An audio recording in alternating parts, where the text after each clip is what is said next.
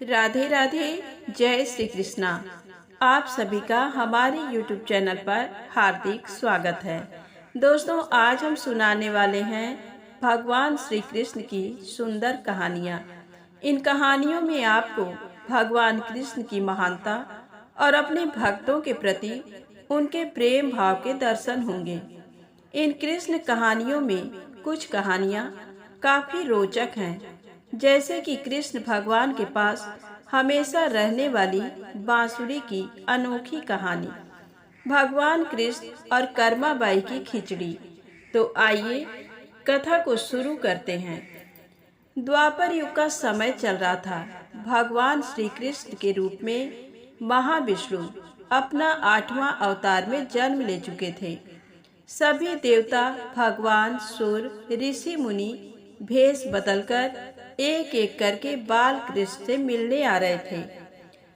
ये देख भगवान शिव के मन में भी अपने प्रिय प्रभु से मिलने की इच्छा उत्पन्न हुई, पर वो ये सोचकर रुके हुए थे कि बाल कृष्ण के लिए उपहार के रूप में क्या दिया जाए जिसे वह हमेशा अपने पास रख सके। तब शिव जी को याद आया कि उनके पास महान ऋषि दधीच की वज्र की अस्थि रखी हुई है। ऋषि दधीच वो ऋषि हैं जिन्होंने राक्षस एवं असुरों के संहार के लिए अपनी आत्मा त्याग कर अपनी वज्र की हड्डियां देवताओं को दान दी, जिसे विश्वकर्मा ने कुछ हथियार बनाए थे। उस बची हुई एक हड्डी को तराशकर भगवान शिव जी ने एक अत्यंत सुंदर बांसुरी बनाई। फिर जब वह बालक भगवान कृष्ण से मिले तब उन्होंने वही बांसुरी उन्हें भेंट कर दी। वो सुंदर भेंट कृष्ण भगवान को बहुत पसंद आई। शिव और कृष्ण भगवान के बीच स्नेह देखकर उस दिन देवताओं ने भगवान कृष्ण को बांसुरी वाला इस नाम से गौरवान्वित किया। उसी बांसुरी को ही कृष्ण भगवान के अपने अवतार काल के अधिकतम समय हमेशा अपने साथ रखा। तो ये थी कृष्णा के बांसुरी की कहानी। अब आइए सुने भगवान श्री कृष्ण के सिर दर्द की कहानी। द्वापर युग में घटित कृष्ण और राधा की कहानियाँ कौन नहीं जानता। उस वक्त देवताओं में ये चर्चा थी कि राधा ही भगवान कृष्ण की सबसे बड़ी भक्त हैं, पर इस बात से एक व्यक्ति सहमत नहीं थे और वो थे नारद मुनि। वो अपने आप को ही भगवान कृष्ण का सबसे बड़ा भक्त मानते थे, पर देवताओं में राधा रानी के विषय में चर्चा सुनकर उन्हें जलन महसूस होने लगी थी। नारद मुनि के स्वभाव से भगवान कृष्ण भी अच्छी तरह अवगत थे। एक दिन नारद मुनि कृष्ण भगवान से मिलने द्वारिकापुरी गए थे। उन्हें आता देख भगवान श्री कृष्ण अपना सिर पकड़कर बैठ गए। मुनिवर ने उन्हें देखते ही पूछा, क्या हुआ प्रभु, आप यूं सिर पकड़कर क्यों बैठे हैं? उस पर द्वारिकाधीश ने उत्तर दिया, मुनिवर, आज हमें सिर में बहुत पीड़ा हो रही है। नारद बोले, तो प्रभु, इस पीड़ा को मिटने का क्या कोई उपाय है? कृष्ण ने कहा, हाँ, उपाय तो है।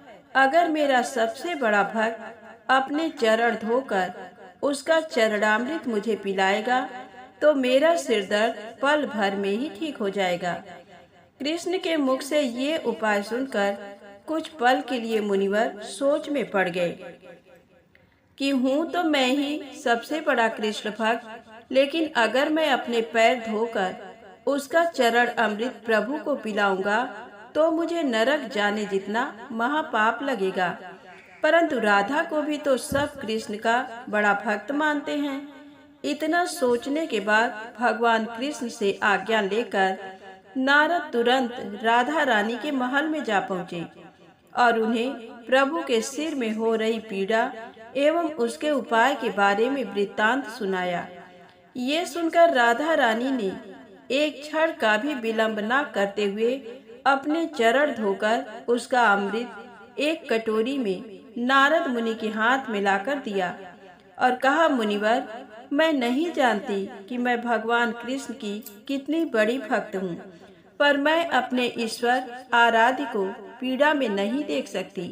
राधा के मुख से वह सच्चे भक्ति भाव के शब्द सुनकर नारद मुनि की आंखें खुल गईं और वह समझ गए कि राधा रानी ही कृष्ण की सबसे बड़ी भक्त हैं और प्रभु श्री कृष्ण ने ये लीला मुझे समझाने के लिए रची थी। तो प्रेम से बोले श्री राधे सरकार की जय हो। अब आइए सुने कर्माबाई की खिचड़ी की कहानी। ये कहानी है भगवान कृष्ण की प्रिय भक्त कर्माबाई की। कर्माबाई बचपन से ही अपने पिता जीवन राम को कृष्ण भगवान की पूजा करते हुए देखती थी। वह कभी भी कृष्ण भगवान को भोग लगाए बिना भोजन ग्रहण नहीं करते थे। जब कर्माबाई 13 साल की थी तब एक दिन जीवन राम को तीर्थ पुष्कर स्नान के लिए जाने की इच्छा हुई। साथ में उनकी पत्नी ने भी पुष्कर स्नान की इच्छा प्रकट की। जीवन राम अपनी बेटी को भी ले जाना चाहते थे, लेकिन दुविधा ये थी कि अगर वह सब घर बाहर गए तो श्री भगवान कृष्ण को भोग लगाएगा कौन। तब जीवन राम ने इस नित्य कर्म की जिम्मेदारी कर्माबाई को सौंपी और कहा कि देखो बेटी कर्मा, सुबह भगवान कृष्ण को भोग लगाने के पश्चात ही तुम भोजन ग्रहण करना। कर्मा ने भी अपने पिता की हाँ में हामी भर दी। अगले दिन सुबह कर्माबाई ने उठकर सबसे पहले गुड़ और घी डाल के बाजरे का खिचड़ा बनाया और भगवान कृष्ण की मूर्ति के सामने रख दिया और बोली, भगवान मैंने आपका भोग रख दिया है, आपको जब भूख लगे तब खा लेना, तब तक मैं घर के काम पूरे कर लेती हूँ। इतना कहकर कर्मा अपने घर के कामों में जुट गई। काम करते करते बीच बीच में आकर देख जाती। जब कर्मा को ज्ञात हुआ कि भगवान ने अभी तक खिचड़ा नहीं खाया है, तब उसे संदेह हुआ कि शायद खिचड़ी में घी और गुड़ कम है, इसलिए भगवान कृष्ण भोजन ग्रहण नहीं कर रहे हैं। तभी कर्माबाई ने खिचड़ा में थोड़ा गुड़ और घी मिलाया और मूर्ति के सामने बैठ गई। वह बोली, भगवान मेरे पिताजी जब खिलाते हैं तब तो आप खा लेते हो, तो अब क्यों नहीं खा रहे? और अभी तो पिताजी बाहर गए हैं, उन्हें आने में बहुत दिन लगेंगे, तब तक आपको भोग लगाने की जिम्मेदारी मुझे दी गई है, इसलिए जब तक आप भोजन नहीं खाएंगे मैं भी कुछ नहीं खाऊंगी। इस तरह जिद पर अड़ी नन्ही कर्मा की प्यारी बातों से कृष्ण भगवान का सिंहासन डोल गया और फिर मूर्ति में से आवाज आई, बेटी कर्मा तुमने पर्दा तो किया ही नहीं, तो मैं भोजन कैसे ग्रहण करूं? तब कर्माबाई ने मूर्ति के आगे अपनी चुनरी का पर्दा किया और कुछ ही समय में कृष्ण मूर्ति के सामने रखी खिचड़ी की थाली खाली हो गई। अब कर्मा रोज सुबह सबसे पहले कृष्णा को बाजरे का खिचड़ा खिलाती और बाद में खुद भोजन ग्रहण करती। कुछ दिनों बाद घर लौटने पर कर्मा के माँ बाप भी कृष्ण की लीला देखकर दंग रह गए। इस तरह कर्माबाई ईश्वर कृष्ण की असीम भक्त बन गई।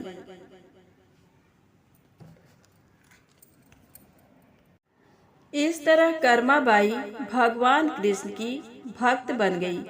अपने जीवन के अंतिम दिनों में कर्माबाई भगवान जगन्नाथ की नगरी जगन्नाथपुरी में एक कुटिया में बस गई थी।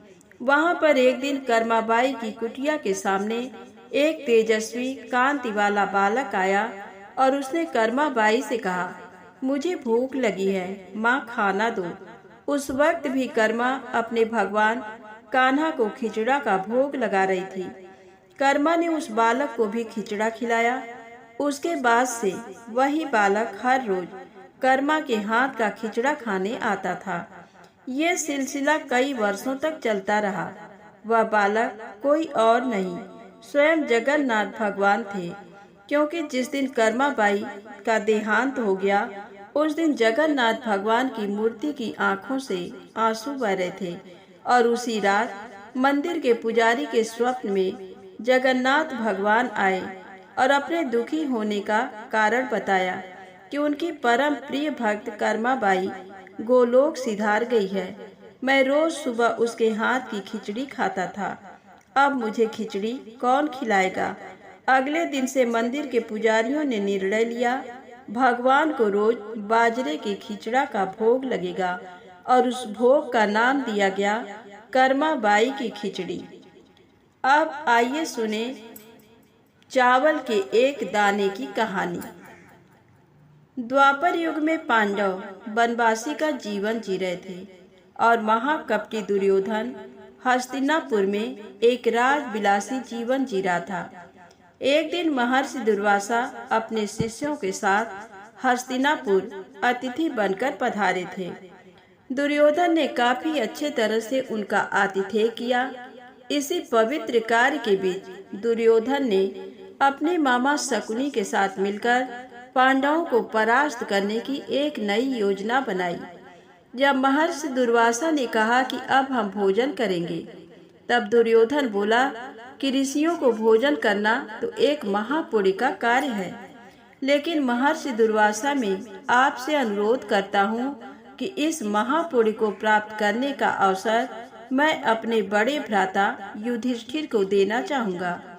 इतना कहकर दुर्योधन ने महर्षि दुर्वासा और उनके शिष्यों को नजदीक के वन में बसे युधिष्ठिर की कुटिया में भोजन करने के लिए भेज दिया, क्योंकि वह जानता था कि दोपहर के समय पांडव द्रौपदी सहित खाना खा चुके होंगे और कुटिया में अन्न शेष नहीं होगा।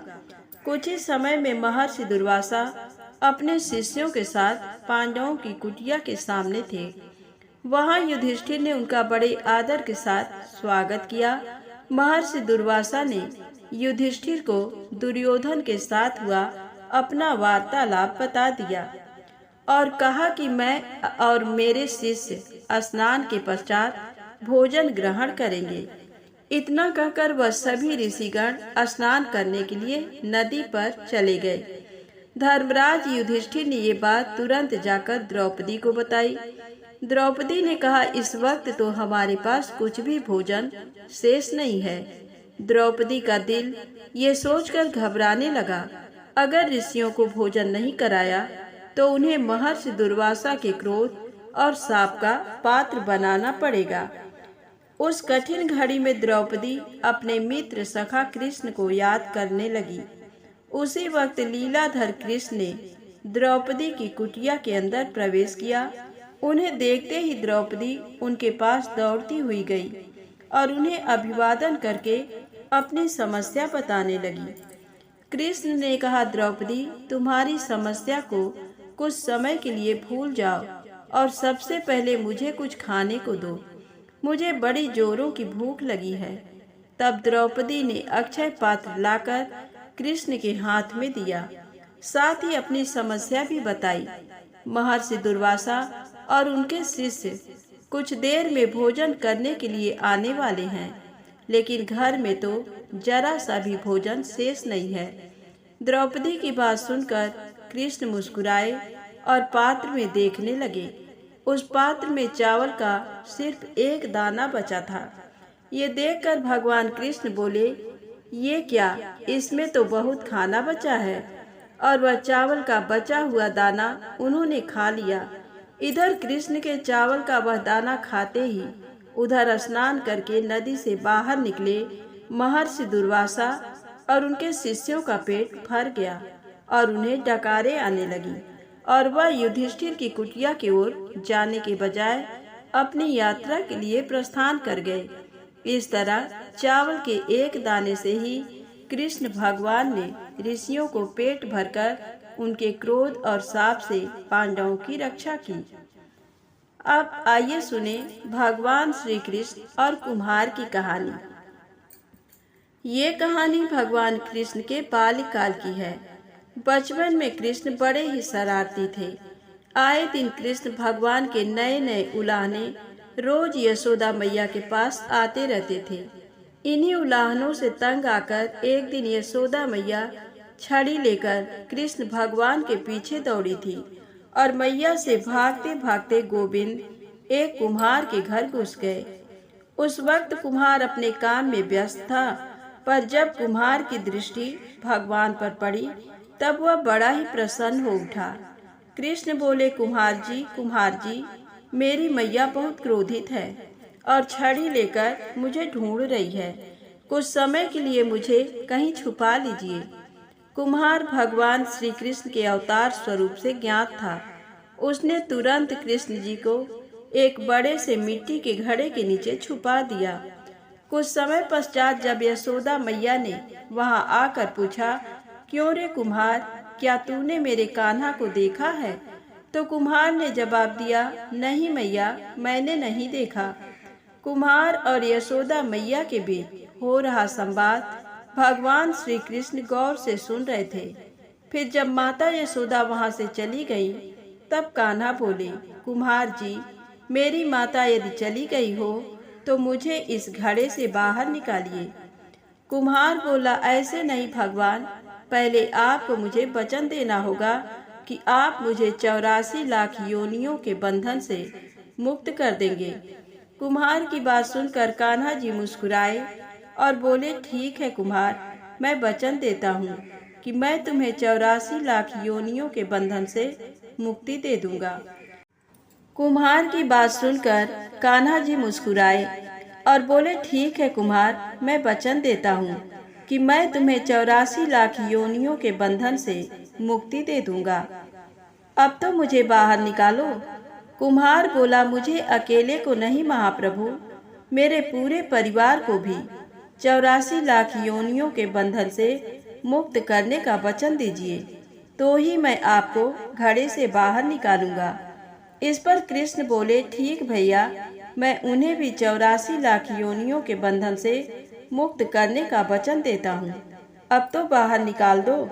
अब कुम्हार बोला, बस प्रभु जी, एक विनती और है, उसे पूरा करने का वचन देते हैं तो मैं आपको घड़े से बाहर निकाल लूंगा। कृष्ण बोले, अब वह भी बता दो। कुम्हार ने कहा, हे प्रभु जी, जिस घड़े के नीचे आप छुपे हैं, उस घड़े को बनाने के लिए लाई गई मिट्टी मेरे बैलों पर लाद कर लाई है। आप मेरे उन बैलों को भी 84 लाख योनियों के बंधन से मुक्त करने का वचन दीजिए। कृष्ण भगवान ने कुम्हार का प्राणी प्रेम देखकर उन बैलों को भी मोक्ष देने का वचन दिया। कान्हा बोले, लो, तुम्हारी सभी इच्छाएं पूरी हो गई हैं। अब तो इस घड़े से मुझे बाहर निकाल लो। इस बार कुम्हार बोला, अभी नहीं भगवान, बस एक अंतिम इच्छा शेष रह गई है, और वो ये है कि जो भी जीव हम दोनों के बीच हुए इस संवाद को सुनेगा, उसे भी आप इस जन्म और मृत्यु के चक्र से मुक्त कर देंगे। बस ये वचन भी दे दीजिए, तभी मैं आपको इस घड़े से बाहर निकालूंगा। कुम्हार की सच्ची प्रेम भावना देखकर कृष्ण भगवान अति प्रसन्न हुए और उन्होंने कुम्हार को तथास्तु कह दिया। फिर जाकर कुम्हार ने बाल कृष्ण को घड़े से बाहर निकाला, उनको साष्टांग प्रणाम करके उनके चरण धोए और वह चरण अमृत प्राशन करके अपने पूरे घर में उसका छिड़काव किया। अंत में कुम्हार प्रभु कृष्ण के गले लगकर इतना रोया कि उनमें ही विलीन हो गया। तो आज की कथा बस यहीं समाप्त होती है। यदि आपको भगवान गोविंद की ये कथाएं अच्छी लगी हो तो प्लीज़ लाइक अवश्य करें, चैनल को सब्सक्राइब करें, शेयर करें। जय माता दी, जय भोलेनाथ।